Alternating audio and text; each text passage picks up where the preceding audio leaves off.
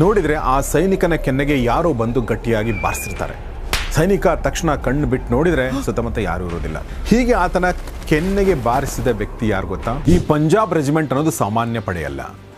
ಭಾರತ ಮತ್ತು ಚೀನಾ ಗಡಿಯಲ್ಲಿ ನಿಂತು ದೇಶದ ರಕ್ಷಣೆ ಮಾಡುವಂಥ ಅತ್ಯಂತ ಖತರ್ನಾಕ್ ಬೆಟಾಲಿಯನ್ ಅಂದರೆ ಇದುವೇ. ಯಾವುದೇ ಸೈನಿಕ 5 ದಿನ ಕಳೆದರೂ ಕೂಡ ಸಿಗದೇ ಇದ್ದಾಗ ಅಂಥ ಸೈನಿಕರನ್ನ ಏನಂತ ಘೋಷಣೆ ಮಾಡಲಾಗುತ್ತೆ ಅಂದರೆ ಭಗೋಡ ಅಂತ ಘೋಷಣೆ ಮಾಡಲಾಗುತ್ತೆ. ಅಂದರೆ ಯುದ್ಧ ಭೂಮಿಯನ್ನು ಬಿಟ್ಟು ಓಡಿ ಹೋದ ಹೇಡಿ ಅಂತ. ನದಿಯ ಮಡುವಿನಲ್ಲಿ ಸಿಕ್ಕಾಕೊಂಡಿದೆ, ನನ್ನನ್ನು ಕರೆದುಕೊಂಡು ಹೋಗು ಅಂತ ಹೇಳಿ ಮಾಯವಾಗ್ತಾರೆ. ಪ್ರೀತಮ್ ಸಿಂಗ್ ಬೆಚ್ಚಬಿದ್ದು ಎಚ್ಚರಗೊಳ್ತಾರೆ. ಚೀನಾದ ಸೈನಿಕರು ಕೂಡ ತಮ್ಮ ಹಿರಿಯ ಅಧಿಕಾರಿಗಳಿಗೆ ಈ ಬಗ್ಗೆ ವರದಿಯನ್ನು ಸಲ್ಲಿಸ್ತಾರೆ. ಭಾರತದ ಗಡಿಯಲ್ಲಿ ಮಧ್ಯರಾತ್ರಿ ಕುದುರೆ ಮೇಲೆ ಓರ್ವ ಸೈನಿಕ ಸವಾರಿ ಮಾಡೋದನ್ನು ನಾವು ನೋಡಿದೀವಿ.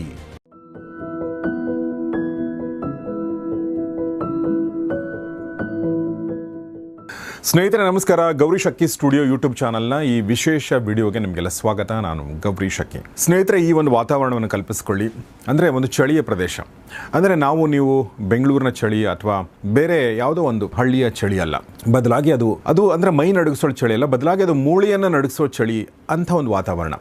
ಇಲ್ಲಿನ ತಾಪಮಾನ ಎಷ್ಟಿರುತ್ತೆ ಅಂದರೆ -20 ರಿಂದ 25 ಡಿಗ್ರಿ ಸೆಲ್ಸಿಯಸ್ನಷ್ಟು ಇರುತ್ತೆ. ಈ ಜಾಗ ಯಾವುದು ಅಂದರೆ ಭಾರತ ಮತ್ತು ಚೀನಾದ ಗಡಿಯಲ್ಲಿರುವ ಒಂದು ಪ್ರದೇಶ. ಆ ಪ್ರದೇಶದ ಹೆಸರು ನಾಥುಲಾ ಪಾಸ್ ಅಂತ. ಸೊ ಅಲ್ಲಿ ಎಂಥ ಚಳಿ ಇರುತ್ತೆ ಅಂದರೆ ಉಸಿರಾಡೋ ಗಾಳಿ ಕೂಡ ಮಂಜುಗಡ್ಡೆ ಥರ ಏನು ಗಂಟಲು ಸಿಕ್ಕಾಕೊಳ್ಳುತ್ತೇನೋ ಅನ್ನುವಷ್ಟು ಚಳಿ. ಹಗಲು ಮುಗಿದು ಕತ್ತಲೆ ಆವರಿಸಿದ್ರೆ ಸಾಕು, ಯಮದೂತರು ಬಂದು ನಿಂತ್ಕೊಂಡಿದ್ದಾರನೋ ಅಂಥ ಚಳಿ. ಅಂದರೆ ಸಾವಿನ ದರ್ಶನ ಮಾಡಿಸುವಂಥ ಚಳಿ. ಇಂಥ ಒಂದು ಜಾಗದಲ್ಲಿ ನಮ್ಮ ದೇಶದ ಸೈನಿಕರು ಈಗಲೂ ಕೂಡ ಕಣ್ಣಿಗೆ ಎಣ್ಣೆ ಬಿಟ್ಕೊಂಡು ನಿಂತಿರ್ತಾರೆ. ಸ್ನೇಹಿತರೆ, ಇದೆಲ್ಲ ನಮ್ಗೆ ಗೊತ್ತಿರುವಂಥದ್ದು. ಆದರೆ ಈ ಥರ ನಮ್ಮನ್ನು ಕಾಪಾಡೋಕ್ಕೆ ನಿಂತಿರುವಂತಹ ಈ ಸೈನಿಕರನ್ನ ಕಾಪಾಡೋರು ಯಾರು ಅನ್ನೋ ಪ್ರಶ್ನೆ ಯಾವಾಗಾದ್ರೂ ಬಂದಿದೆಯಾ? ಬಂದಿರುತ್ತೆ. ಉತ್ತರ ಕೂಡ ನಮಗೆ ಗೊತ್ತಿದೆ. ಆ ಉತ್ತರ ಏನಂದ್ರೆ, ಸೈನಿಕರನ್ನ ಕಾಪಾಡೋದು ಯಾವುದು ಅಂದರೆ ಅವ್ರದೇ ಧೈರ್ಯ ಮತ್ತು ಅವರ ಸಾಹಸ ಮತ್ತು ದೇಶಭಕ್ತಿ, ಇದೆಲ್ಲವೂ ಅವ್ರನ್ನ ಕಾಪಾಡುತ್ತೆ ಅಂತ ನೀವು ಹೇಳ್ಬೋದು. ಅದು ನಿಜ ಕೂಡ ಹೌದು. ಆದರೆ ಈ ಜಾಗದಲ್ಲಿ ಈ ಧೈರ್ಯ ಸಾಹಸಗಳ ಹೊರತಾಗಿ, ಈ ದೇಶಭಕ್ತಿಯ ಹೊರತಾಗಿ ಈ ಸೈನಿಕರನ್ನ ಕಾಪಾಡೋಕ್ಕೆ ಒಂದು ಅದೃಶ್ಯ ಶಕ್ತಿ ಇದೆ, ಒಂದು ಅದೃಶ್ಯ ವ್ಯಕ್ತಿಯ ಬೆಂಬಲ ಇದೆ ಅಂದರೆ ನೀವು ನಂಬ್ತೀರಾ? ಅಂದರೆ ಯೋಚನೆ ಮಾಡಿ, ಒಬ್ಬ ಸೈನಿಕ ಇರ್ತಾನೆ, ಆತ ದೇಶಕ್ಕಾಗಿ ಪ್ರಾಣ ಕೊಡ್ತಾನೆ. ಆತ ಸತ್ತ ಮೇಲೆ ಕೂಡ ಗಡಿಯಲ್ಲಿ ಯಾರಿಗೂ ಕಾಣಿಸದ ಹಾಗೆ ಗನ್ ಹಿಡಿದು ನಿಂತಿದ್ದಾನೆ ಅಂತ ನಂಬಕ್ಕಾಗತ್ತಾ? ಅಂದರೆ ಆತನ ಆತ್ಮ ನಿಂತಿದೆ ಅಂದರೆ ನಂಬಕ್ಕಾಗತ್ತಾ? ರೋಮಾಂಚನ ಆಗುತ್ತೆ, ಭಯ ಕೂಡ ಆಗುತ್ತೆ. ಮತ್ತು ನಿಮಗಿದು ಕಲ್ಪನೆ ಕೂಡ ಅನಿಸಬಹುದು ಸ್ನೇಹಿತರೆ, ಆದರೆ ಇದು ಕಲ್ಪನೆ ಅಲ್ಲ. ನಮ್ಮ ಹೆಮ್ಮೆಯ ಇಂಡಿಯನ್ ಆರ್ಮಿಯೇ ಒಪ್ಪಿಕೊಂಡಿರುವ ಅಪ್ಪಟ ಸತ್ಯ ಕಥೆ ಇದು. ಒಂದಿಷ್ಟು ಯೋಚನೆ ಮಾಡಿ ನೋಡಿ. ಕತ್ತಲ ರಾತ್ರಿ ಯಾರೋ ನುಸುಳುಕೋರರು, ಸಂಚುಕೋರರು, ಇನ್ಫಿಲ್ಟ್ರೇಟರ್ಸ್ ಗಡಿ ದಾಟಕ್ಕೆ ಹೊಂಚಾಗ್ತಾ ಇದ್ದಾರೆ. ನಮ್ಮ ಈ ಸೈನಿಕ ಏನಿದ್ದಾನೆ, ಕಾವಲು ಸೈನಿಕ, ತುಂಬ ಚಳಿ, ರಾತ್ರಿ ಜಾಸ್ತಿ ಆಗಿದೆ. ಹೀಗಾಗಿ ಕಣ್ಣು ಭಾರ ಆಗಿ ಒಂದು ಕ್ಷಣ ನಿದ್ದೆ ಹತ್ಬಿಡುತ್ತೆ. ಅಷ್ಟೇ, ಗಾಳಿಯಲ್ಲಿ ಪಟ್ ಅಂತ ಒಂದು ಸದ್ದು ಕೇಳುತ್ತೆ. ನೋಡಿದರೆ ಆ ಸೈನಿಕನ ಕೆನ್ನೆಗೆ ಯಾರೋ ಬಂದು ಗಟ್ಟಿಯಾಗಿ ಬಾರಿಸಿರ್ತಾರೆ. ಸೈನಿಕ ತಕ್ಷಣ ಕಣ್ಣು ಬಿಟ್ಟು ನೋಡಿದರೆ ಸುತ್ತಮುತ್ತ ಯಾರೂ ಇರೋದಿಲ್ಲ. ಆದರೆ ಆ ಏಟ್ ಎಂಥದ್ದಿರುತ್ತೆ ಅಂದರೆ ಆತನ ನಿದ್ದೆ ಹಾರೋಗಿರುತ್ತೆ. ಹೀಗೆ ಆತನ ಕೆನ್ನೆಗೆ ಬಾರಿಸಿದ ವ್ಯಕ್ತಿ ಯಾರು ಗೊತ್ತಾ? ದೇಶಕ್ಕಾಗಿ ಹುತಾತ್ಮನಾದ ಆ ಸೈನಿಕನ ಆತ್ಮ. ಇದರಿಂದ ಏನಾಯ್ತು ಅಂದ್ರೆ ಶತ್ರುಗಳ ಸುಳಿವು ಈ ಸೈನಿಕನಿಗೆ ಸಿಕ್ಬಿಡುತ್ತೆ. ಸೊ ಭಾರತ ಮತ್ತು ಚೀನಾ ಗಡಿ ಅಂದಮೇಲೆ ಭಾರತೀಯ ಸೈನಿಕರು ಈ ತರ ಅನ್ಕೊಂಡಿದ್ದಾರೆ ಅಂತ ಅನ್ಕೋಬಹುದು. ಆದ್ರೆ ಅತ್ತ ಇರುವಂತ ಚೀನಾ ಸೈನಿಕರು ಕೂಡ ಈ ಕಥೆನ ನಂಬಿದ್ದಾರೆ. ಚೀನಾ ಸೈನಿಕರು ಏನು ಹೇಳಿದ್ದಾರೆ ಅಂದ್ರೆ, ರಾತ್ರಿ ಹೊತ್ತು ಬಿಳಿ ಕುದುರೆ ಮೇಲೆ ಒಬ್ಬ ಸೈನಿಕ ಗಸ್ತು ಬರ್ತಾನೆ ಅಂತ ಒಪ್ಕೊಂಡಿದ್ದಾರೆ. ಸ್ನೇಹಿತರೆ, ಈ ಥರದ ಒಂದು ಪವಾಡ, ಈ ಥರದ ಒಂದು ನಂಬಲಾಗದ ಒಂದು ವಿಚಾರ, ಈ ಕಥೆಯ ನಾಯಕ ಯಾರು ಅಂದ್ರೆ ಅದುವೇ ಬಾಬಾ ಹರ್ಭಜನ್ ಸಿಂಗ್. ಪ್ರಾಣ ಹೋದ ಮೇಲೂ ಕೂಡ ದೇಶದ ಮೇಲಿಟ್ಟ ಭಕ್ತಿ ಮಾತ್ರ ಆ ಶರೀರದಿಂದ, ಆತ್ಮದಿಂದ ಹೋಗಲಿಲ್ಲ. ಇದಕ್ಕಾಗಿ ಭಾರತೀಯ ಸೇನೆ ಇತಿಹಾಸದಲ್ಲೇ ಮೊದಲ ಬಾರಿಗೆ ಮರಣ ಹೊಂದಿದ ಮೇಲೂ ಕೂಡ ಇವರಿಗೆ ಪ್ರತಿ ತಿಂಗಳ ಸಂಬಳ ಕೊಡಲಾಗ್ತಾ ಇತ್ತು. ಅಷ್ಟು ಮಾತ್ರವಲ್ಲ, ಇವರ ನಿಷ್ಠೆಯನ್ನು ನೋಡಿ ಒಬ್ಬ ಸಿಪಾಯಿ ಆಗಿದ್ದ ಇವರನ್ನ ಕ್ಯಾಪ್ಟನ್ ಹುದ್ದೆವರೆಗೂ ಪ್ರಮೋಷನ್ ಕೂಡ ಕೊಡಲಾಯಿತು ಸತ್ತ ಮೇಲೆ. ಇನ್ನೂ ಆಶ್ಚರ್ಯ ಅಂತಂದ್ರೆ, ಇವರಿಗೆ ಪ್ರತಿ ವರ್ಷ 2 ತಿಂಗಳು ರಜೆ ಕೊಟ್ಟು ಇವರ ಯೂನಿಫಾರ್ಮ್ ಅನ್ನ ರೈಲಿನ ಫಸ್ಟ್ ಕ್ಲಾಸ್ ಕೋಚ್ನಲ್ಲಿ ಇಟ್ಟು ಸ್ವಂತ ಊರಿಗೆ ಸಕಲ ಗೌರವದೊಂದಿಗೆ ಕಳಿಸಿಕೊಡ್ಲಾಗ್ತಾ ಇತ್ತು. ಕೊನೆಗೆ 2006ನೇ ಇಸ್ವಿಯಲ್ಲಿ ಓರ್ವ ಜೀವಂತ ಸೈನಿಕರಿಗೆ ಮಾಡೋ ಥರ ಇವರಿಗೂ ಕೂಡ ನಿವೃತ್ತಿಯನ್ನು ಕೂಡ ಘೋಷಣೆ ಮಾಡಲಾಯಿತು. ಸೊ ಇಷ್ಟಾದ್ಮೇಲೆ ನಿಮ್ಮ ಮನಸ್ಸಲ್ಲಿ ಪ್ರಶ್ನೆ ಬಂದಿರುತ್ತೆ, ಯಾರು ಈ ಹರ್ಭಜನ್ ಸಿಂಗ್? ಒಂದು ಕರಾಳ ರಾತ್ರಿಯಲ್ಲಿ ನಡೆದದ್ದೇನು? ಈ ಸೈನಿಕ ಸತ್ತದ್ದು ಹೇಗೆ? ಸತ್ತ ನಂತರ ತನ್ನ ಸ್ನೇಹಿತನ ಕನಸಿನಲ್ಲಿ ಬಂದು ಹೇಳಿದ ಮಾತುಗಳು ಏನು? ಕೇಳ್ತಾ ಹೋದ್ರೆ ಎದೆ ಬಡಿತ ಜೋರಾಗ್ತಾ ಹೋಗುತ್ತೆ. ಅಂಥ ಒಂದು ರೋಚಕ ಕಥೆಯನ್ನು ಇವತ್ತು ನೋಡೋಣ. ಸ್ನೇಹಿತರೆ, ಈ ವಿಡಿಯೋನ ಸ್ಪಾನ್ಸರ್ ಮಾಡಿದ್ದು ಕ್ಯೂ ಪ್ರಚಾರ ಅನ್ನುವಂಥ digital marketing agency. Digital marketing ಅಂದರೆ ನಿಮ್ಮ ಬ್ರ್ಯಾಂಡ್, ನಿಮ್ಮ ಬಿಸ್ನೆಸ್, ನಿಮ್ಮ ಪ್ರಮೋಷನ್ ಎಲ್ಲವನ್ನು ಕೂಡ ಆನ್ಲೈನ್ ಪ್ಲಾಟ್ಫಾರ್ಮ್ಗಳ ಮೂಲಕ, ಡಿಜಿಟಲ್ ಮೂಲಕ ಅವರು ಮಾಡ್ತಾರೆ. ನಿಮ್ಮ SEO ಇರ್ಬೋದು, ಅಥವಾ ನಿಮ್ಮ ವೆಬ್ಸೈಟ್ ಡಿಸೈನ್ ಡೆವಲಪ್ಮೆಂಟ್ ಇರ್ಬೋದು, ಅಥವಾ ನಿಮ್ಮ ಸೋಷಿಯಲ್ ಮೀಡಿಯಾ ಮ್ಯಾನೇಜ್ಮೆಂಟ್ ಇರ್ಬೋದು, ಅಥವಾ ಲೀಡ್ ಜನರೇಷನ್ ಇರ್ಬೋದು, ಎಲ್ಲವನ್ನೂ ಇವರು ಮಾಡ್ತಾರೆ. ಆಸಕ್ತರು ಮತ್ತು ಅವಶ್ಯಕತೆ ಇದ್ದರೂ ದಯವಿಟ್ಟು ಈ ಕ್ಯೂ ಪ್ರಚಾರ ಸಂಸ್ಥೆಯನ್ನು ಸಂಪರ್ಕಿಸಿ. ಸ್ನೇಹಿತರೆ, ಈ ಕಥೆಯ ಸುರುಳಿ ಬಿಚ್ಚಿಕೊಳ್ಳೋದು 1946 ಆಗಸ್ಟ್ 30 ದಿನ, ಅಂದರೆ ಸ್ವಾತಂತ್ರ್ಯ ಬರೋಕಿನ 1 ವರ್ಷ ಮುಂಚೆ. ಇವತ್ತು ಪಾಕಿಸ್ತಾನದಲ್ಲಿರುವ ಪಂಜಾಬ್ನ ಸರ್ದಾರ್ಪುರ್ ಅನ್ನೋ ಪುಟ್ಟ ಹಳ್ಳಿಯ ಸಾಮಾನ್ಯ ಕುಟುಂಬದಲ್ಲಿ ಒಂದು ಗಂಡು ಮಗು ಜನಿಸುತ್ತೆ. ಆ ಮಗುವಿಗೆ ಹರ್ಭಜನ್ ಸಿಂಗ್ ಅಂತ ನಾಮಕರಣ ಮಾಡ್ತಾರೆ. ಆದರೆ ವಿಧಿಯಾಟ ಹೇಗಿರುತ್ತೆ ಅಂದರೆ, ಈ ಮಗು ಕಣ್ಣು ಬಿಟ್ಟು ಜಗತ್ತು ನೋಡುವಷ್ಟರಲ್ಲಿ ಭಾರತದ ವಿಭಜನೆ ಸಂಭವಿಸುತ್ತೆ ಮತ್ತು ವಿಭಜನೆಯ ಮಹಾ ದುರಂತ ಕೂಡ ಸಂಭವಿಸುತ್ತೆ. ಆ ದುರಂತ ನಿಮಗೆ ಗೊತ್ತಿರುತ್ತೆ. ಇಡೀ ಊರೇ ರಕ್ತದ ಮಡುವಿನಲ್ಲಿ ಮುಳುಗಿದ್ದಾಗ, ಎಲ್ಲ ಕಡೆ ಸಂಘರ್ಷಗಳು ನಡೀತಾ ಇದ್ದಾಗ, ಇವರಿದ್ದ ಸರ್ದಾರ್ಪುರ ಹಳ್ಳಿ ಪಾಕಿಸ್ತಾನದ ಪಾಲಾಗುತ್ತೆ. ಹೀಗಾಗಿ ಹರ್ಭಜನ್ ಅವರ ಕುಟುಂಬ ಪ್ರಾಣ ಉಳಿಸ್ಕೊಂಡ್ರೆ ಸಾಕು ಅಂತ ಎಲ್ಲವನ್ನೂ ಕಳೆದುಕೊಂಡು ಭಾರತದ ಪಂಜಾಬ್ ರಾಜ್ಯದ ಕಪೂರ್ತಲಾಗೆ ಬಂದು ನಿರಾಶ್ರಿತರಾಗಿ ನೆಲೆಸುತ್ತೆ. ಬಾಲ್ಯ ಅಲ್ಲಿಯೇ ಕಳೆದದ್ದು ಈ ಹರ್ಭಜನ್ ಸಿಂಗ್. ಹಳ್ಳಿಗಾಡಿನ ಕಷ್ಟ ದಿನಗಳು, ಹಿರಿಯರ ಪ್ರಾಮಾಣಿಕತೆ, ಈ ಎಲ್ಲದರ ಮಧ್ಯೆ ಹರ್ಭಜನ್ ಸಿಂಗ್ ಅವರು ಬೆಳೀತಾರೆ. ಮತ್ತು ಸಣ್ಣ ವಯಸ್ಸಿನಲ್ಲಿಯೇ ಹರ್ಭಜನ್ ಸಿಂಗ್ ಅವರ ಎದೆಯೊಳಗೆ ದೇಶಭಕ್ತಿಯ ಕಿಚ್ಚು ಹೊತ್ತಿರುತ್ತೆ. ದಿನಗಳು ಉರುಳ್ತವೆ, ಹಳ್ಳಿಯ ಶಿಕ್ಷಣ ಮುಗಿಯುತ್ತೆ. ನಂತರ DAV ಹೈಸ್ಕೂಲ್ಗೆ ಸೇರ್ತಾನೆ ಈ ಹುಡುಗ. ಮಾರ್ಚ್ 1965 ಇಸ್ವಿಯಲ್ಲಿ 10ನೇ ತರಗತಿ ಪಾಸ್ ಆಗ್ತಾನೆ. ಅಷ್ಟೇ, ಮನೆಯಲ್ಲಿ ಬಡತನ ಇರುತ್ತೆ. ಆದರೆ ಈತನ ಕಣ್ತುಂಬ ಇರುವಂಥ ಒಂದೇ ಒಂದು ಕನಸು, ಭಾರತೀಯ ಸೇನೆಯನ್ನು ಸೇರಬೇಕು ಅಂತ. 10ನೇ ಕ್ಲಾಸ್ ಮುಗಿದ ತಕ್ಷಣ ಟೈಮ್ ವೇಸ್ಟ್ ಮಾಡದೆ ಆರ್ಮಿಯ ಸೆಲೆಕ್ಷನ್ ನಡೀತಾ ಇರುತ್ತೆ, ಭರ್ತಿ ಮಾಡೋ ಜಾಗ ನಡೀತಾ ಇರುತ್ತೆ, ಅಲ್ಲಿಗೆ ಓಡಿ ಹೋಗ್ತಾನೆ. ಆ ವಯಸ್ಸಿನಲ್ಲಿ ಇದ್ದ ದೈಹಿಕ ಸಾಮರ್ಥ್ಯ ಮತ್ತು ಚುರುಕುತನ ನೋಡಿ ಸೇನೆ ಅಧಿಕಾರಿಗಳು ಒಂದ್ಸಲ ಬೆರಗಾಗ್ತಾರೆ. ತನ್ನ ಸ್ವಂತ ಸಾಮರ್ಥ್ಯದ ಮೇಲೆ ಅದೇ ವರ್ಷ, ಅಂದರೆ ಜೂನ್ 30, 1965 ಇಸ್ವಿಯಲ್ಲಿ ಇಂಡಿಯನ್ ಆರ್ಮಿಗೆ ಸೆಲೆಕ್ಟ್ ಆಗಿ ಕಮಿಷನ್ ಪಡೆದುಕೊಂಡು ಬಿಡ್ತಾರೆ ಹರ್ಭಜನ್ ಸಿಂಗ್. ಮೊದಲು ಇವ್ರನ್ನ ಸಿಪಾಯಿಯಾಗಿ 14ನೇ ರಜಪೂತಾನ ರೈಫಲ್ಸ್ ಪಡೆಗೆ ಸೇರಿಸಿಕೊಳ್ಳಲಾಗುತ್ತೆ. ಆ ಹೊತ್ತಿಗೆ ಭಾರತ ಮತ್ತು ಪಾಕಿಸ್ತಾನದ ಮಧ್ಯೆ ಯುದ್ಧ ಶುರುವಾಗುತ್ತೆ. ವಯಸ್ಸಲ್ಲಿ ತೀರಾ ಚಿಕ್ಕವರಾಗಿದ್ದರೂ ಕೂಡ ಹರ್ಭಜನ್ ಸಿಂಗ್ ಯುದ್ಧ ಭೂಮಿಯಲ್ಲಿ ಶತ್ರುಗಳ ಎದೆ ನಡುಗಿಸೋ ಥರ ಹೋರಾಟ ಮಾಡ್ತಾರೆ. ಇವರ ಈ ಅಪ್ರತಿಮ ಶೌರ್ಯ ಮತ್ತು ಎದೆಗಾರಿಕೆಯನ್ನು ಕಣ್ಣಾರೆ ಕಾಣ್ತಾರೆ ಹಿರಿಯ ಅಧಿಕಾರಿಗಳು. ತಕ್ಷಣ ಇವರನ್ನು 23 ಪಂಜಾಬ್ ರೆಜಿಮೆಂಟ್ಗೆ ವರ್ಗಾವಣೆ ಮಾಡಲಾಗುತ್ತೆ. ಸ್ನೇಹಿತರೆ, ಈ ಪಂಜಾಬ್ ರೆಜಿಮೆಂಟ್ ಅನ್ನೋದು ಸಾಮಾನ್ಯ ಪಡೆಯಲ್ಲ. ಭಾರತ ಮತ್ತು ಚೀನಾ ಗಡಿಯಲ್ಲಿ ನಿಂತು ದೇಶದ ರಕ್ಷಣೆ ಮಾಡುವಂಥ ಅತ್ಯಂತ ಖತರ್ನಾಕ್ ಬೆಟಾಲಿಯನ್ ಅಂದರೆ ಇದುವೇ. ಹಾಗೆ ಹರ್ಭಜನ್ ಸಿಂಗ್ ಅವರಿಗೆ ಇಲ್ಲಿ ಅಂದರೆ ಪಂಜಾಬ್ ಬೆಟಾಲಿಯನಲ್ಲಿ ಪೋಸ್ಟಿಂಗ್ ಎಲ್ಲಿ ಸಿಗುತ್ತೆ ಗೊತ್ತಾ? ಅತ್ಯಂತ ಅಪಾಯಕಾರಿಯಾದ, ಅಂದರೆ ಇಡೀ ಗಡಿಯಲ್ಲಿ ಅತ್ಯಂತ ಅಪಾಯಕಾರಿಯಾಗಿದ್ದ, ಹಿಮಪಾತದ ನರಕ ಅನಿಸ್ಕೊಂಡಿದ್ದ, ನಾನು ಇದಕ್ಕಿಂತ ಮುಂಚೆ ಹೇಳಿದ ಸಿಕ್ಕಿಂನ ನಾಥುಲಾ ಪಾಸ್ನಲ್ಲಿ. ಆಗ ತಾನೇ 1965 ಭಾರತ ಮತ್ತು ಚೀನಾ ಯುದ್ಧ ಮುಗಿದು ಕೆಲವೇ ವರ್ಷಗಳಾಗಿರುತ್ತೆ. ಆದರೆ ಗಡಿಯಲ್ಲಿ ಪರಿಸ್ಥಿತಿ ಯಾವಾಗಲೂ ನಾಜೂಕಿನ ಪರಿಸ್ಥಿತಿ, ಅಂದರೆ ತಲೆ ಮೇಲೆ ನೇತಾಡುವ ಕತ್ತಿ ಥರ ಇರುತ್ತೆ. ಚೀನಾ ಸೈನಿಕರು ಯಾವಾಗ ನುಗ್ತಾರೋ ಅಂತ ಗೊತ್ತಿಲ್ಲದ ಕಗ್ಗತ್ತಲ ಕಣಿವೆ. ಅಲ್ಲಿ ದಿನದ 24 ಗಂಟೆ ಕೂಡ ಎಚ್ಚರದಿಂದ ಇರಬೇಕಾದ ಈ ಜವಾಬ್ದಾರಿ ಈ 22 ವರ್ಷದ ತರುಣ ಹರ್ಭಜನ್ ಸಿಂಗ್ ತಲೆ ಮೇಲಿರುತ್ತೆ. ಅಲ್ಲಿಂದ ಶುರುವಾಗುತ್ತೆ ಇವರ ಜೀವನದ ಅಸಲಿ ರೋಮಾಂಚಕ ಅಧ್ಯಾಯ.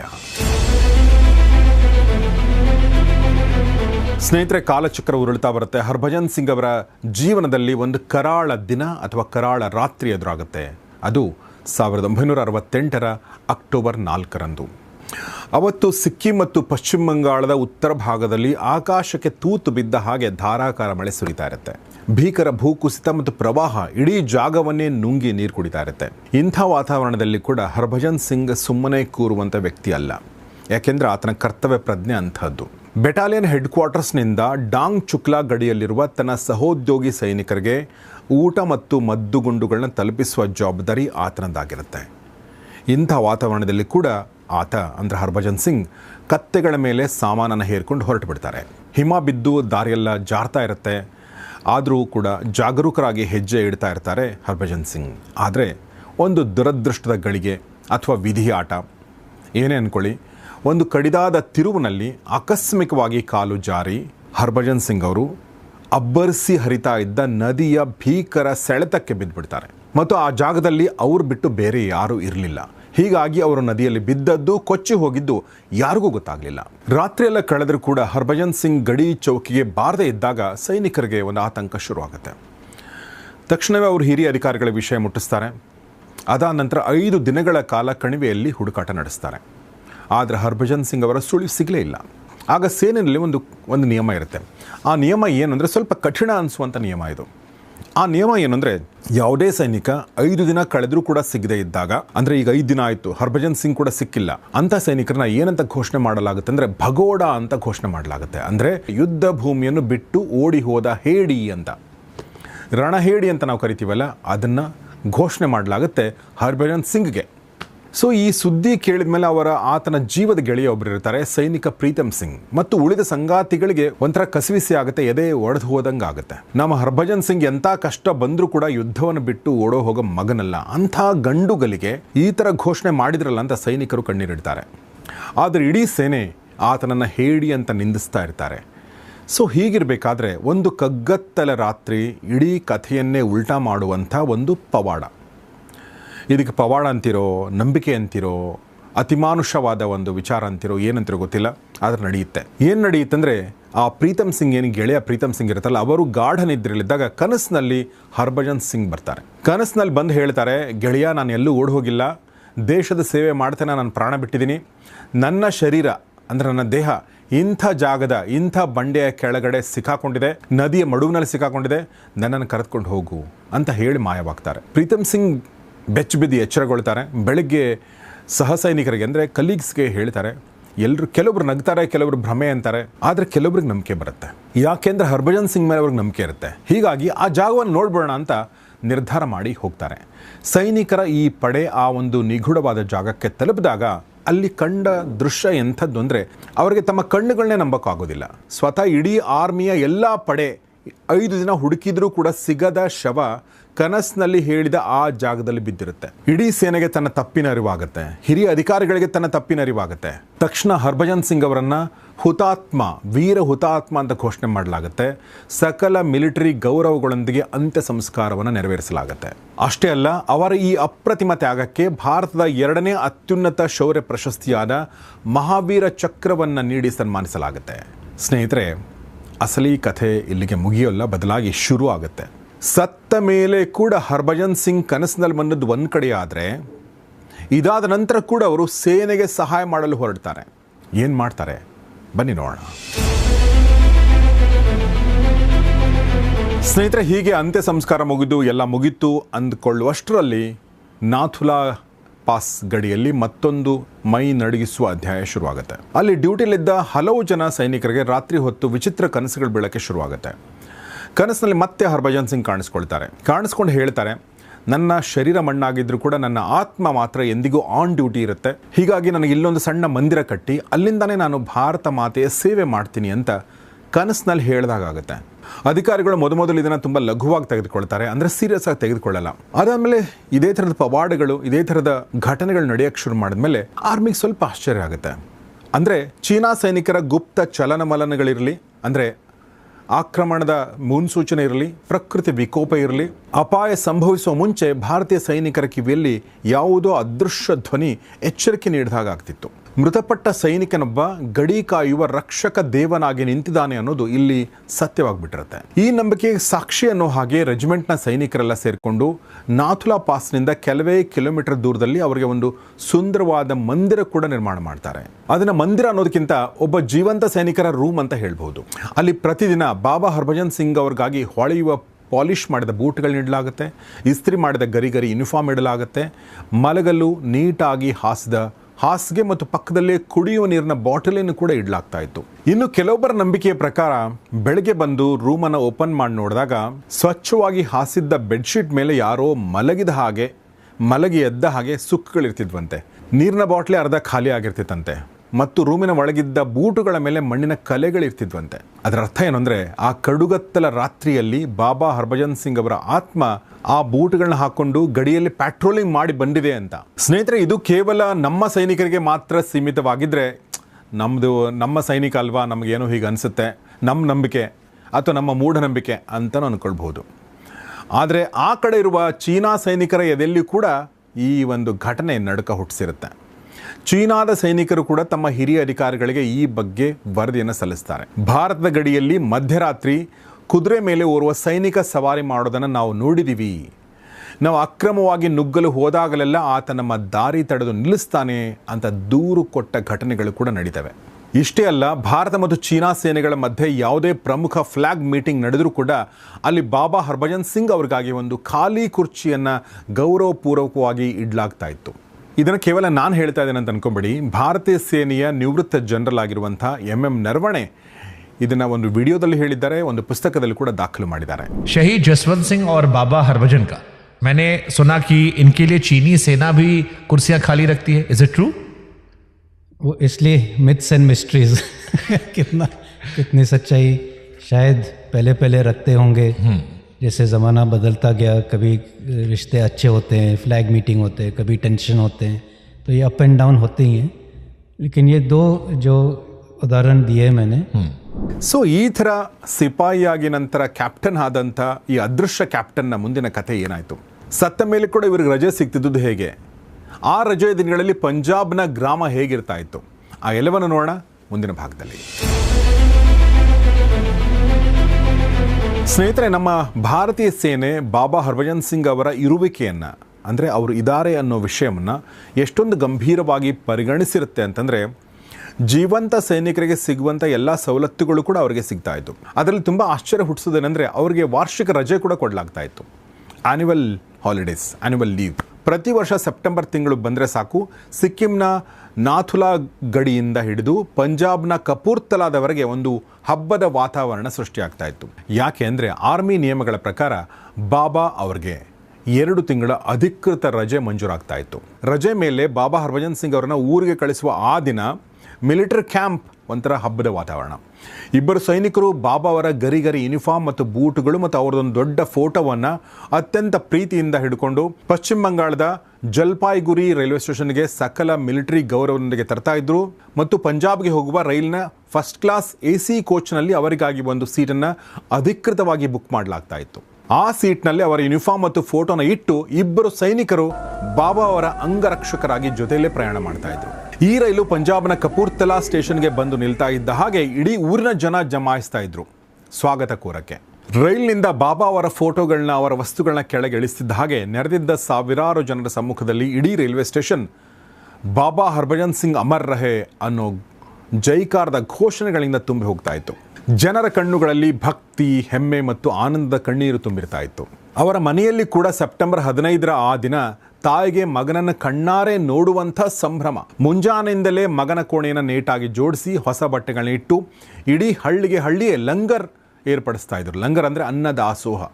ಆರ್ಮಿ ಜವಾನರು ಅವರ ವಸ್ತುಗಳನ್ನ ತಂದು ಮನೆಯಲ್ಲಿ ಇಟ್ಟಾಗ ಬಾಬಾ ಹರ್ಭಜನ್ ಸಿಂಗ್ ನಿಜವಾಗಿ ಕೂಡ ಮನೆಗೆ ರಜೆ ಕಳೆಯಲು ಬಂದಿದ್ದಾರೆ ಅಂತ ಎಲ್ಲರೂ ನಂಬ್ತಾ ಇದ್ರು. 2 ತಿಂಗಳ ಕಾಲ ಆ ಮನೆಯಲ್ಲಿ ನಗು ಸಂಭ್ರಮ ಇರ್ತಾ ಇತ್ತು. ನಂತರ ನವೆಂಬರ್ 15ನೇ ತಾರೀಕು ರಜೆ ಮುಗಿಸಿ ಬಾಬಾ ಮತ್ತೆ ಗಡಿಗೆ ಮರಳಬೇಕಾದಾಗ ಇಡೀ ಹಳ್ಳಿಗೆ ಸೂತಕ ಆವರಿಸ್ತಾ ಇತ್ತು. ಇದು ಬಾಬಾ ಹರ್ಭಜನ್ ಸಿಂಗ್ ಅವರ ಕಥೆ. ಸ್ನೇಹಿತರೆ, ಅಂದರೆ ಕೇವಲ ಭಾರತೀಯ ಸೇನೆ ನಂಬಿದರೆ ಒಂದು ವಿಚಾರ, ಚೀನಿ ಸೇನೆ ಕೂಡ ನಂಬಿದ ಕಥಾನಕ ಇದು. ನೋಡಿ, ನಮ್ಮ ದೇಶ ಹೇಗಿದೆ ಅಂತ ನೀವು ಒಂದ್ಸಲ ಯೋಚನೆ ಮಾಡಿದರೆ, ನಮ್ಮಲ್ಲಿ ಕೆಲವೊಂದು ವಿಡಿಯೋಗಳನ್ನ ಮಾಡ್ತೀವಿ, ಅದರ ಆತ್ಮದ ಬಗ್ಗೆ ಮಾತಾಡುವಂಥದ್ದನ್ನು ನೋಡಿದ್ದೀವಿ, ಆತ್ಮಗಳನ್ನ ನಾವು ನೋಡಿಲ್ಲ. ಸ್ನೇಹಿತರೆ, ಒಂದ್ಸಲ ನಮ್ಮ ದೇಶದ ಬಗ್ಗೆ ಯೋಚನೆ ಮಾಡಿ. ನಮ್ಮ ಜೀವನ ಹೇಗೆ ನಡೆಯುತ್ತೆ ಅನ್ನೋದನ್ನು ಯೋಚನೆ ಮಾಡಿ. ನಮ್ಮ ಜೀವನ ನಡೆಯುವುದೇ ನಂಬಿಕೆ ಮೇಲೆ. ಉದಾಹರಣೆಗೆ, ನಾವು ಆತ್ಮಗಳು ನಂಬಬಹುದು, ಬಿಡಬಹುದು. ಆದರೆ ಪೂರ್ವಜರ ಆತ್ಮಗಳು ನಮ್ಮನ್ನು ಕಾಯ್ತವೆ ಅಂತ ನಂಬ್ತೀವಿ. ಪಿತೃಪಕ್ಷ ಮಾಡ್ತೀವಿ, ಎಡೆ ಇಡ್ತೀವಿ ಅಲ್ವಾ? ಹಬ್ಬಗಳನ್ನ ಆಚರಣೆ ಮಾಡ್ತೀವಿ. ಮನೆಯಲ್ಲಿ ಅಂದರೆ ಈ ಥರ ಮಾಡಬೇಕಾದ್ರೆ ಮನೆಯಲ್ಲಿ ಯಾರೋ ಒಬ್ಬ ವ್ಯಕ್ತಿ ಇರ್ತಾನೆ, ಆತನಿಗೆ ಇದ್ರ ಬಗ್ಗೆ ಅಷ್ಟೊಂದು ನಂಬಿಕೆ ಇರಲ್ಲ. ಆದರೂ ಕೂಡ ಆ ವ್ಯಕ್ತಿ ತಾಯಿಯಂದಿರ ಅಥವಾ ಅಕ್ಕ ತಂಗಿಯರು ಮಾಡುವಂಥ ಈ ಹಬ್ಬಕ್ಕೆ, ಈ ಪ್ರಯತ್ನಕ್ಕೆ ತಡೆ ಒಡ್ಡೋದಿಲ್ಲ. ಯೂಶ್ವಲಿ ಏನೋ ಅವ್ರು ನಮಗೆ ಮಾಡಲಿ, ಅವ್ರಿಗೆ ಅದರಲ್ಲಿ ಖುಷಿ ಇದೆ ಅಂದರೆ ಮಾಡಲಿ ಅಂತ ಬಿಡ್ತೀವಿ ಅಲ್ವಾ? ಆದರೆ ನಮ್ಮ ದೇಶದಲ್ಲಿ ಎಲ್ಲರೂ ಹೀಗಿರೋದಿಲ್ಲ. ಹೀಗಾಗಿ ನಮ್ಮ ಹರ್ಭಜನ್ ಸಿಂಗ್ ಬಾಬಾ ಅವರ ಕಥೆಗೆ ಕೂಡ ಒಂದು ಅನಿರೀಕ್ಷಿತವಾದ ಆಘಾತಕಾರಿಯಾದ ಟ್ವಿಸ್ಟ್ ಬರುತ್ತೆ. ಅದು ಏನಂದರೆ, ವರ್ಷ ನಡೀತಾ ಇದ್ದ ಈ ರಜೆಯ ಪಯಣ, ಅಂದರೆ ಬಾಬಾ ಹರ್ಭಜನ್ ಸಿಂಗ್ ಅವರ ರಜೆಯ ಪಯಣಕ್ಕೆ 2017ರಲ್ಲಿ ಬ್ರೇಕ್ ಬೀಳುತ್ತೆ. ಯಾಕೆ ಬ್ರೇಕ್ ಬೀಳುತ್ತೆ ಅಂದರೆ, ದೇಶದ ಕೆಲವು ಬುದ್ಧಿಜೀವಿಗಳು ಮತ್ತು ಕೆಲವು ಸಂಘಟನೆಗಳು ಕೋರ್ಟ್ನಲ್ಲೊಂದು ರಿಟ್ ಪಿಟಿಷನ್ ಹಾಕ್ತಾರೆ. ಏನು ಹಾಕ್ತಾರೆ ಅಂದರೆ, ಮಿಲಿಟರಿನಲ್ಲಿ ಇಂಥ ನಂಬಿಕೆಗಳನ್ನ ಪ್ರೋತ್ಸಾಹಿಸೋದು ಮೂಢನಂಬಿಕೆ ಆಗುತ್ತೆ, ಹೀಗಾಗಿ ಇದನ್ನು ಸ್ಟಾಪ್ ಮಾಡಿ ಅಂತ ಕೋರ್ಟ್ ಮೆಟ್ಟಲಿರ್ತಾರೆ. ನಮ್ಮ ಕೋರ್ಟ್ ಕೂಡ ಹೌದು ಅಂತ ಅಂದ್ಕೊಂಡು ಈ ಒಂದು ರಜೆಗೆ ಕಾನೂನು ತಡೆ ಒಡ್ಡುತ್ತೆ, ಅಂದರೆ ಇದನ್ನು ಸ್ಟಾಪ್ ಮಾಡಿ ಅಂತ ಹೇಳುತ್ತೆ.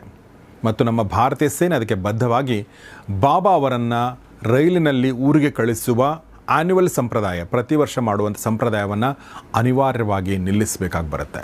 ಆದರೆ ಸ್ನೇಹಿತರೆ, ಈ ಕೋರ್ಟ್ ಕೊಟ್ಟಿರೋದನ್ನು ನಮ್ಮ ಆರ್ಮಿ ಅದನ್ನು ಫಾಲೋ ಮಾಡಬೇಕಾಗತ್ತೆ. ಆದರೆ ಈ ಐಹಿಕ ಜಗತ್ತಿನ ಕೋರ್ಟು, ಈ ಕಾಯ್ದೆಗಳು ಆತ್ಮಗಳಿಗೆ ಇದನ್ನು ಬಂಧಿಸೋಕ್ಕೆ ಸಾಧ್ಯನಾ? ಆತ್ಮಗಳಿಗೆ ಕಟ್ ಹಾಕಕ್ಕೆ ಸಾಧ್ಯನಾ? ಇಲ್ಲ ಅಲ್ವಾ? ಹೀಗಾಗಿ ನಮ್ಮ ಸೈನಿಕರು ಈಗಲೂ ನಂಬ್ತಾರೆ. ಇವತ್ತಿನವರೆಗೂ ಕೂಡ ಬಾಬಾ ಹರ್ಭಜನ್ ಸಿಂಗ್ ಅವರು ಯಾವುದೇ ರಜೆ ವಿಶ್ರಾಂತಿ ಇಲ್ಲದೆ ವರ್ಷದ 12 ತಿಂಗಳು ದಿನದ 24 ಗಂಟೆ ಕೂಡ ನಾಥುಲಾ ಪಾಸ್ನ ಆ ಮೈ ನಡೆಸುವ ಚಳಿಯಲ್ಲಿ ನಿಂತು ಭಾರತದ ಗಡಿಯನ್ನು ಕಾಯ್ತಾ ಇದ್ದಾರೆ. ಇಂದಿಗೂ ಅವರ ಅಖಂಡ ಜ್ಯೋತಿ ಗಡಿಯಲ್ಲಿ ಉರಿತಾನೆ ಇದೆ. ಸೈನಿಕರ ಎದೆಯಲ್ಲಿ ದೇಶಭಕ್ತಿಯ ಕಿಚ್ಚನ್ನು ಹೆಚ್ಚಿಸ್ತಾನೆ ಇದೆ. ಸ್ನೇಹಿತರೆ, ಮೊದಲು ಒಂದು ಪುಟ್ಟ ಬ್ಯಾರಕ್ನಲ್ಲಿದ್ದ ಬಾಬಾ ಅವರ ಸನ್ನಿಧಿ ಇವತ್ತು ಚೀನಾ ಗಡಿಯಿಂದ ಕೇವಲ 4 ಕಿಲೋಮೀಟರ್ ದೂರದಲ್ಲಿರುವ ಡೋಕ್ಲಾಮ್ ಹತ್ತಿರ ನ್ಯೂ ಬಾಬಾ ಮಂದಿರ ಅನ್ನೋ ಭವ್ಯವಾದ ದೇವಸ್ಥಾನವಾಗಿ ತಲೆ ಎತ್ತಿ ನಿಂತಿದೆ. ಅಲ್ಲಿ ಹೋದರೆ ನಿಮಗೆ ಕಾಣೋದು ದೇವರ ವಿಗ್ರಹ ಅಲ್ಲ, ಬದಲಾಗಿ ಕೇವಲ 22ನೇ ವಯಸ್ಸಿನಲ್ಲೇ ದೇಶಕ್ಕಾಗಿ ಪ್ರಾಣ ತೆತ್ತ ಆ ತರುಣ ಸೈನಿಕನ ತೇಜಸ್ವಿಯಾಗಿರುವಂಥ ಹಿತ್ತಾಳೆಯ ಮೂರ್ತಿ ಮತ್ತು ಅವರ ಸೇನಾ ಸ್ಮರಣಿಕೆಗಳು. ಗಡಿಯಲ್ಲಿ ಎಷ್ಟೇ ಚಳಿ ಇರಲಿ, ಹಿಮಪಾತ ಇರಲಿ, ಪ್ರತಿದಿನ ನೂರಾರು ಭಾರತೀಯ ಸೈನಿಕರು ಮತ್ತು ದೇಶದ ಮೂಲೆಗಳಿಂದ ಬರುವಂಥ ಭಕ್ತರು ಅಲ್ಲಿಗೆ ಬಂದು ನಮಿಸ್ತಾರೆ ಮತ್ತು ಅದಕ್ಕೆ ನಡ್ಕೊಳ್ತಾರೆ. ಅಲ್ಲಿರುವ ಮನ್ನತ್ತಿನ ಪುಸ್ತಕಗಳಲ್ಲಿ ತಮ್ಮ ಆಸೆಗಳನ್ನ ಬರೆದಿಡ್ತಾರೆ. ಗಸ್ತು ಮುಗಿಸಿ ಬರುವ ಬಾಬಾ ಅದನ್ನು ಓದಿದ ಮೇಲೆ ತಮ್ಮ ಸಂಕಷ್ಟಗಳು ಪರಿಹಾರ ಆಗ್ತವೆ ಅನ್ನೋದು ಜನರ ನಂಬಿಕೆ. ಇವತ್ತಿಗೂ ಗ್ಯಾಂಗ್ಟಾಕ್ ಬೇಸ್ನಿಂದ ನಾಥುಲಾ ಪಾಸ್ಗೆ ಡ್ಯೂಟಿಗೆ ಹೋಗುವ ಯಾವುದೇ ಹೊಸ ಬೆಟಾಲಿಯನ್ ಇರಲಿ ಅಥವಾ ಯಾವುದೇ ಹೊಸ ಸೈನಿಕನಿರಲಿ, ಪ್ರತಿಯೊಬ್ಬರೂ ಕೂಡ ಈ ಮಂದಿರಕ್ಕೆ ಬಂದು ಬಾಬಾ ಹರ್ಭಜನ್ ಸಿಂಗ್ ಅವರ ಪಾದಕ್ಕೆ ನಮಸ್ಕರಿಸಿ ಆಶೀರ್ವಾದ ಪಡೆದುಕೊಂಡೇ ಹೋಗೋದು ಇಲ್ಲಿನ ಗಡಿಯಲ್ಲಿನ ಪರಂಪರೆ. ಇವತ್ತಿಗೂ ಗಡಿ ಭಾಗನ ತಮ್ಮ ಊರುಗಳಿಗೆ ಮರಳುವ ಸೈನಿಕರು ಕೂಡ ಹರ್ಭಜನ್ ಗೇಟ್ನ ಹತ್ತಿರ ಬಂದು ನಮಸ್ಕರಿಸಿ ಊರೊಳಗೆ ಕಾಲಿಡ್ತಾರೆ. ಪ್ರಾಯಶಃ ಇದಕ್ಕಿಂತ ದೊಡ್ಡ ಪವಾಡ ಅಥವಾ ಇದಕ್ಕಿಂತ ದೊಡ್ಡ ದೇಶಭಕ್ತಿಯ ನಿದರ್ಶನ ಜಗತ್ತಲ್ಲಿರೋಕ್ಕೆ ಸಾಧ್ಯನೇ ಇಲ್ಲ. ಶರೀರ ಹೋದರೂ ಶಪಥ ಮರೆಯದ, ಸಾವಿನ ನಂತರವೂ ಗಡಿ ಕಾಯುವ ನಮ್ಮ ಹೆಮ್ಮೆಯ ಆ ಅದೃಶ್ಯ ಕಾವಲುಗಾರನಿಗೆ ನಮನಗಳನ್ನ ಸಲ್ಲಿಸ್ತಾ ಇವತ್ತಿನ ಈ ವಿಡಿಯೋ ಮುಗಿಸ್ತಾ ಇದ್ದೀನಿ. ಈ ವಿಡಿಯೋ ಕುರಿತಾಗಿ ನಿಮ್ಮ ಅನಿಸಿಕೆಗಳನ್ನ ದಯವಿಟ್ಟು ಕಮೆಂಟ್ ಬಾಕ್ಸಲ್ಲಿ ತಿಳಿಸಿ ಮತ್ತು ನಿಮ್ಮೆಲ್ಲ ಸ್ನೇಹಿತರೊಂದಿಗೆ ಇದನ್ನು ಶೇರ್ ಮಾಡಿ. ನಮಸ್ಕಾರ.